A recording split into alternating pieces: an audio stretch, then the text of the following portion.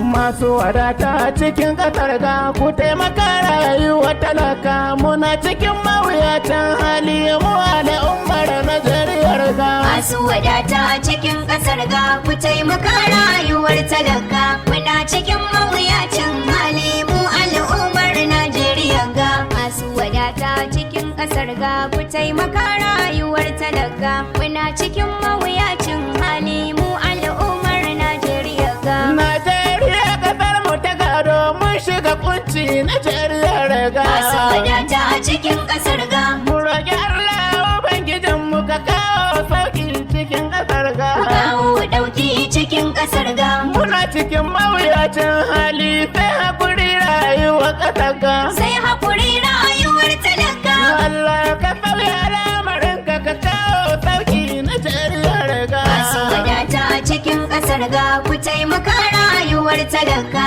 muna cikin mawuyacin hali mu al'ummar Najeriya ga. Najeriya abin faharin muke muka dubi Najeriya mu. Masu wadata cikin ƙasar ga. Ke zan uwa uban mu ƙasar mu Allah sarki Najeriya mu. Kawo ɗauki cikin ƙasar ga. Al'amura duka sun lalace sai haƙuri 'yan Najeriya mu. Sai haƙuri rayuwar talaka. Mu mai da komi ko Allah don shi zai sassauya lamuran mu. Masu wadata cikin ƙasar ga ku taimaka rayuwar talaka, muna cikin mawuyacin hali mu al'ummar Najeriya ga. Najeriya ga an ta azaba ba ta san rayuwar talaka. Masu wadata cikin ƙasar ga. Wasu masu wadatar cikin ƙasar gaba ta wasan rayuwar talaka. Kawo ɗauki cikin ƙasar ga. Wannan yanayi mun ka tsinci kanmu ba da tausan diyan talaka. Sai haƙuri rayuwar talaka.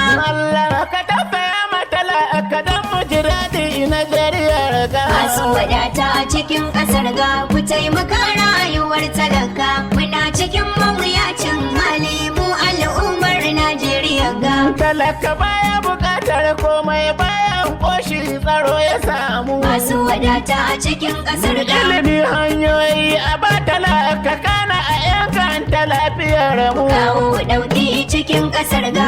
A buɗe